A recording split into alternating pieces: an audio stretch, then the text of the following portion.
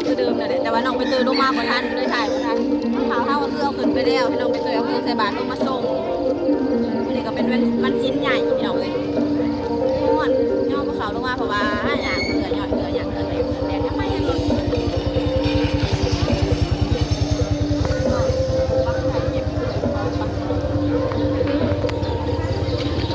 น้ำคลองน้ำมันขึ้นแห้งเลย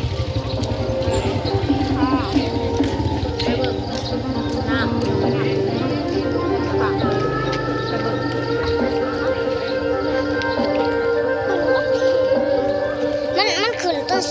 อันมันขึ้นต้นสีใกล้ๆอันใกล้ๆมันใกล้ๆกำลังมันกำลังสิขึ้นไป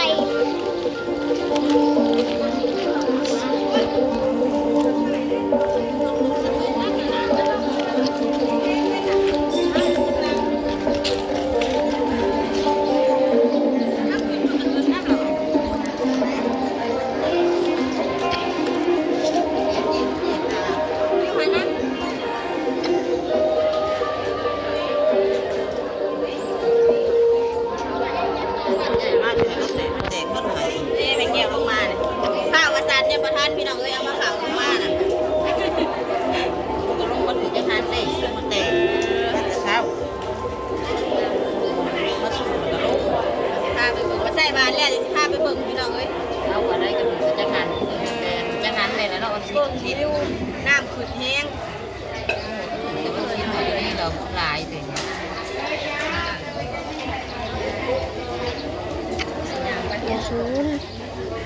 ไปคนยังบ่ได้นั่นเนาะไปถ่ายจะเห็นตัวเองค่ะดิมันจะงามมันถ่ายมันเหมือนเห็นไปพูดเรื่องนึงนะ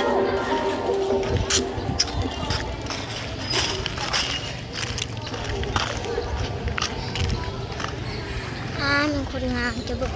กล่องเราไม่คนงามกล่องห้วยมาขี่แอบมาขี่แดดเลยพี่น้องเลยมือที่สองเห็นแดดมือนี้ก็สีแดดแห้ง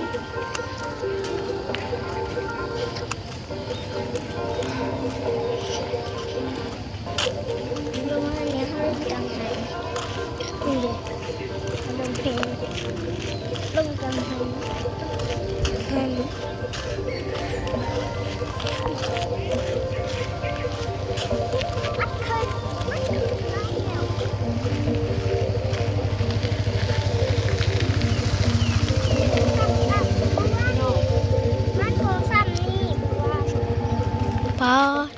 เมื่อวานนี้มันบริษัทนี่ได้เลยทุกน้ำก็น้ำเด็ดๆเอาลงไทยอยู่ใจคุณเห็นฉันน้ำติดเลยยูหันเลยยูนี่หัน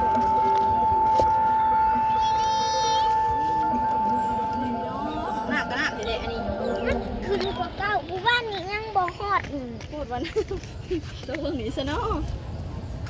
สินมีสินใหม่ก็เด้อ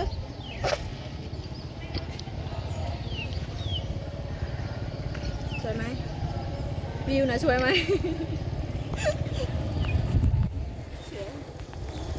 โคตรว่าน้ำพี่น้องน้ำขึ้นแห้งจะจีตัว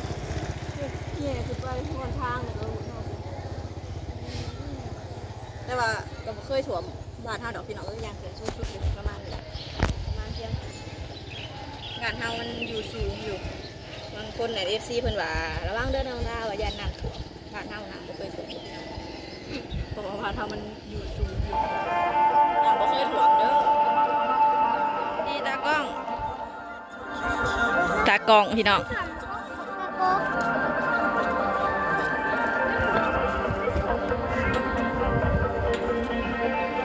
วิวตอนเช้า วิวงามพี่น้องเพราะว่ามื้อนี้มันมีแสงแดดเนาะเตยมานี่อ้าวไปใส่ละบัดฮะพี่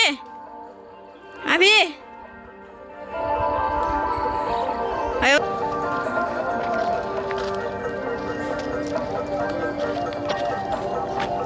ต้นยังเนาะ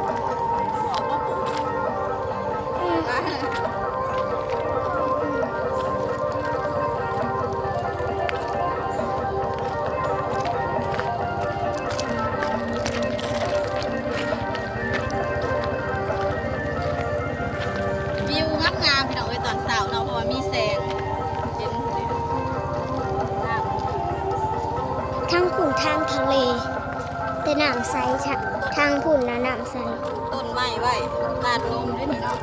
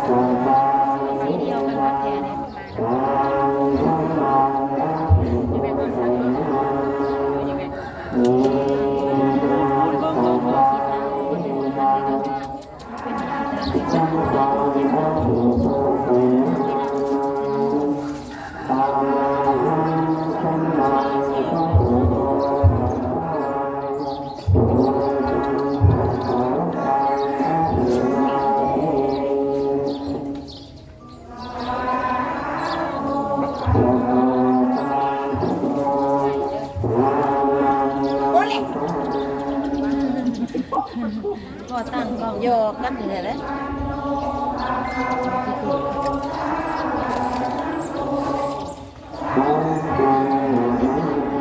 มันก็ย่างหมดได้ลงบ่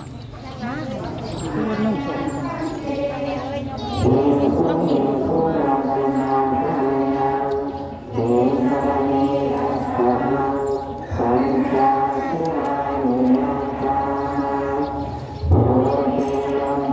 นางดิจะอ่อนกล่องดิ เจ้าหันมาเบิ่งกองเฮาดูกันนิดนึงพูดว่าอยู่คนเดียวนั่นแหละ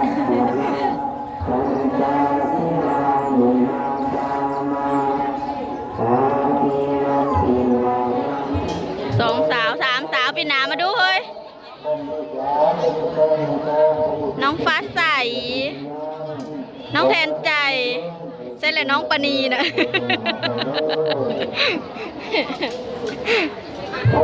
น้องปณีวะน้องฟ้าใสน้องแทนใจน้องปณีสบายดีจ้าโอ้ยคือเป็นตะซังแท้ลูกโอ้ยคือแท้น้องวีคนที่ใส่บาตรให้แบบนี้เอ้ยโอ้ยเพิ่นบ่า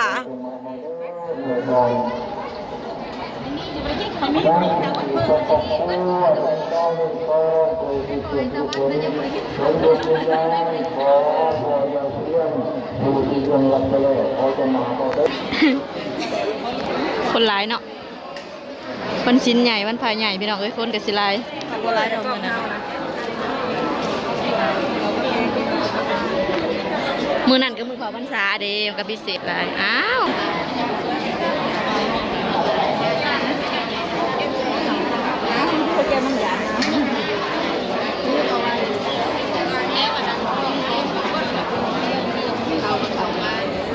แดด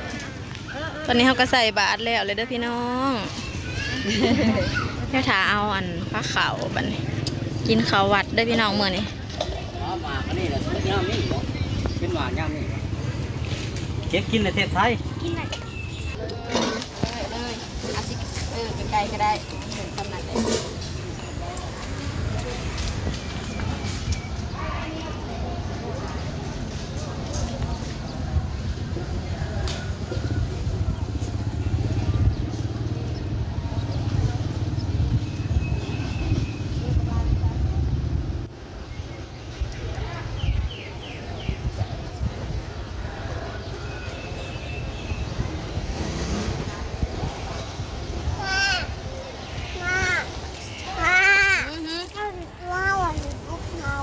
เฮ็ดนอนแสบก็เลยบอกปุ๊ก